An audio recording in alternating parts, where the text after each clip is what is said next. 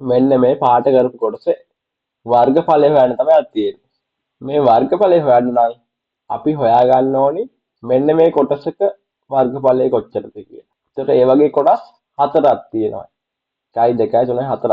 ඊට පස්සේ සමචතුරස්‍රයේ වර්ගඵලයෙන් මේ කොටස් හතර අඩු කරාම මෙන්න මේ කොටසේ වර්ගඵලය ගන්න පුළුවන්. මේ වර්ගඵලය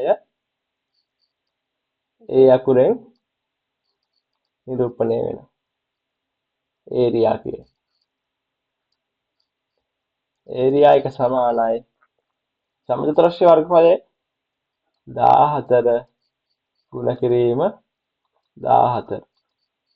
අඩු කරන්න ඕනේ වෘත්තයක හතරෙන් එකේ කොටස් හතරක් තියෙනවා. එතකොට සම්පූර්ණ වෘත්තයක්. සම්පූර්ණ වෘත්තයක වර්ගඵලය හොයන්නේ 5r වර්ගය. r කියන්නේ අරය. 14 වරක් 14 196ක් වෙනවා. 5ට අපි 7න් 22 දාගන්නවා. r සමානයි 7 වර්ගය.